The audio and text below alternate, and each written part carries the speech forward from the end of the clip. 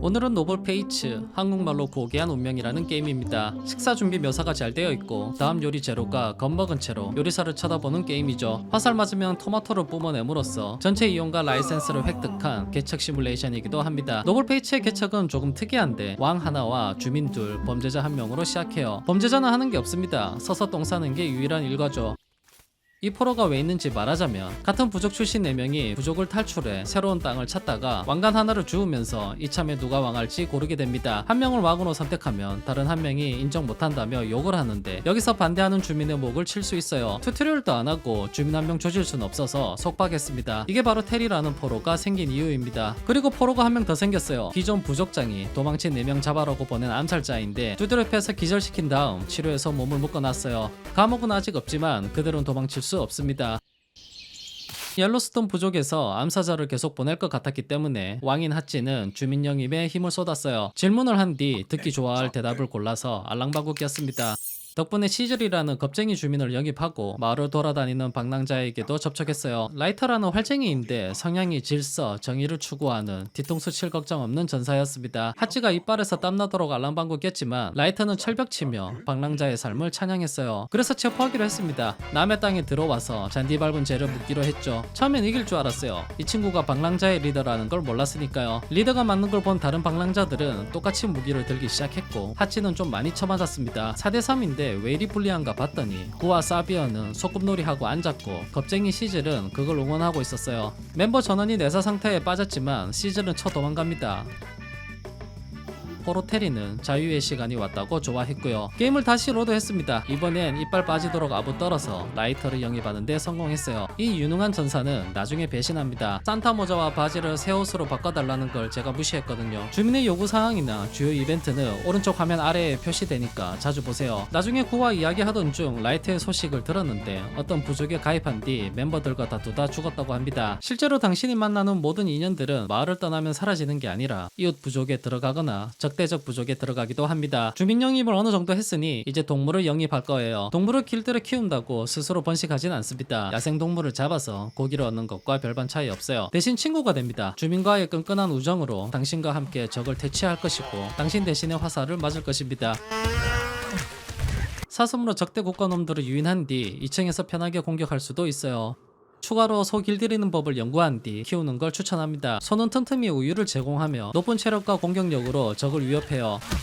지금까지 영상을 본 바로는 평화로운 마을 개척 시뮬레이션으로 보이실 텐데 평화롭긴 합니다. 몇 가지 해프닝을 제외하면요. 하루는 배가 너무 고파 사슴을 잡았습니다. 그리고 옆에 있던 방랑자가 돌변했어요. 그는 사슴을 살려내라고 도끼로 위협했고 미쳐버린 사슴도 협공하기 시작했습니다. 두렵진 않았어요. 7명이 인간 1명과 사슴 2마리 못 잡을 리는 없었으니까요. 그 방랑자가 죽었을 때 방랑자의 리더가 나타나 왜 자기 멤버 죽였냐면서 칼을 뽑았습니다. 그의 이름은 브리또인데 고렙에다가 착용하는 아이템들이 뛰어나 상황이 안 좋아졌어요. 출혈이 너무 심한 사비어를 침대로 빨리 보내고 부대를 재정비했습니다. 언덕으로 이동해서 청동칼을 든 브리또를 조질 계획이었죠. 구와 사비어가 이미 너무 많이 쳐맞아 더 이상의 피해를 원하지 않았던 저는 길들였던 사슴을 브리또에 붙였습니다. 사슴이 용감하게 브리또와 맞짱 뜨는 동안 이번엔 브리또 부족원이 왔어요. 사슴은 잘 싸웠지만 앞다리가 썰려 나갔고 급하게 풀 뜯어 먹던 소를 불렀습니다. 믿을 건 얘밖에 없었어요. 몸에 도끼가 박히며 치열하게 저항하는 와중에 치료하러 침대 갔던 사비어는 기절한 채 토마토를 흘리고 있었으며 유리한 듯 보였던 전투는 심각하게 흘러갔습니다. 겁쟁이 시즐을 사비어 치료하라고 보냈는데 병신같이 활 쏘는 신용이나 하고 있고 온 신경을 집중해서 여기 치료하는 장면을 봐야 했습니다. 치료 중에 건국 멤버 사비어가 죽으면 전투고 나발이고 시즐이고 조질 생각이었거든요. 다행히 사비어가 숨을 쉬니까 이번에는 건국 멤버 구가 도끼 맞고 자빠집니다. 뒤지기 직전이에요. 손은 목이 떨어져 나갔으며 다행히 브리또도 옆구리가 뚫려 제정신이 아닙니다. 신인 멤버 릴도 휘투성이 된 채 토마토 뿜고 있을 때는 1인칭 모드로 바꿀 수밖에 없었어요. 정교한 컨트롤러 유인해서 활쟁이들이 편하게 쏠 수 있게 해야 했죠. 사실 부족 멤버가 다 뻗었는데 컨트롤 할 게 있나요? 이 공 같은 미치노크는 죽지를 않아 뭐라도 해야 했습니다. 결국 그는 과다 출혈로 뻗었고 브리또도 쇳불의 옆구리가 관통된 채 죽었습니다. 이 살육의 현장과 부족 전원이 몰살할 뻔했던 이 사건은 망할 사슴 애호가 한 명이 우리가 밥 먹는 걸 싫어했기 때문이에요. 다시 말하지만 우린 그저 배고파서 사슴 한 점 먹어보려고 했던 것 뿐입니다.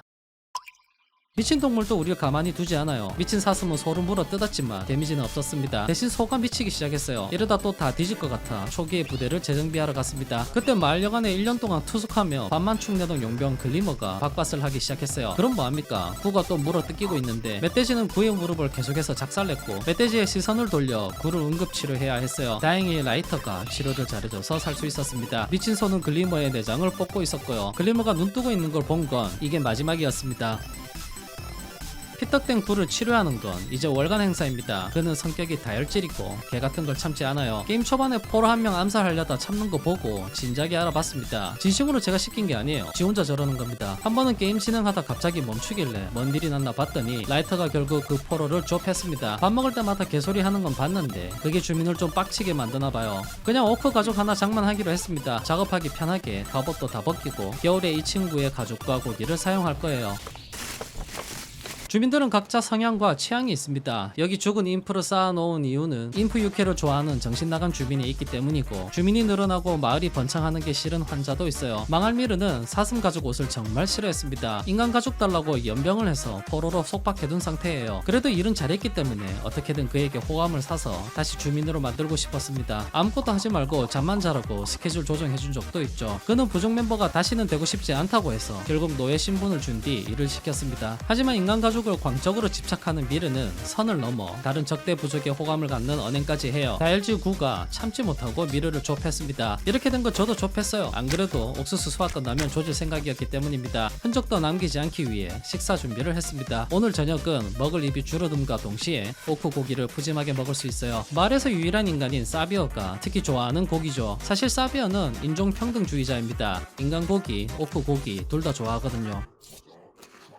노블 페이츠엔 공공의 적도 있습니다. 첫 번째로 인프는 차원의 문을 통해 기어 들어오는 간식이고 두 번째로 고대 아티팩트를 깨면 나타나는 몬스터가 있어요. 이 괴물은 느리지만 불덩이를 던집니다. 주민들이 활을 쏠 수 있게 왕을 컨트롤하여 어그로를 끌면 쉽게 잡을 수 있어요. 남은 주민이 3명이 됐을 때 위치를 이동하시고 보이지 않는 불덩이를 피해보세요.